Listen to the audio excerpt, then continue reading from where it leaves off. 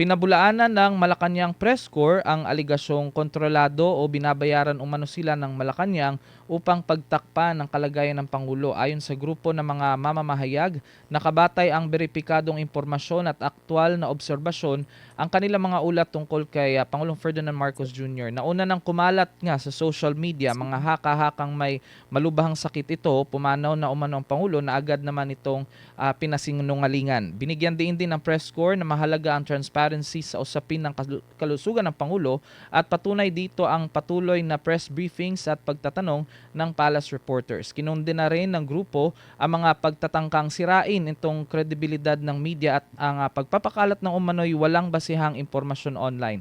Hinimok nila ang publiko na maging mapanuri sa pinanggagalingan ng balita at iginiit na magpapatuloy silang mag-ulat ng patas at responsable. Pero what if, Attorney Sal, yung mga miyembro ng Malacanang Press Corps hindi rin nila alam?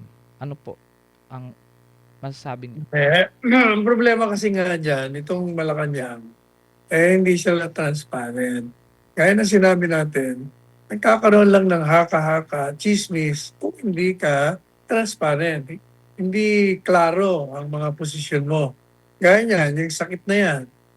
Kung may sakit, medical bulletin lang ang kailangan mo dyan. Yung official medical bulletin sa kalagayan ng presidente. At yan naman ay tinatakda sa saligang batas kailangan talagang paalam mo. Pag hindi mo pinaalam mo yan, at makikita mo na ang hitsura ng presidente ay hindi normal, may dinaramdam, talagang mag-usisimula yung mga chismis-chismis na yan. Na may cancer, o mamamatay na, o namatay na, lahat ng yan, lalabas talaga yan.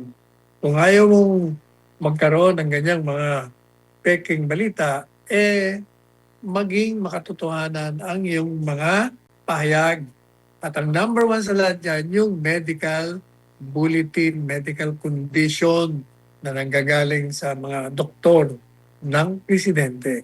At para pag nalaman natin na talagang may sakit, may dinaramdam, may kailangan panalanan natin ang kanyang kalusugan sapagkat presidente siya ng bansa at Pilipino at isang mamamayan.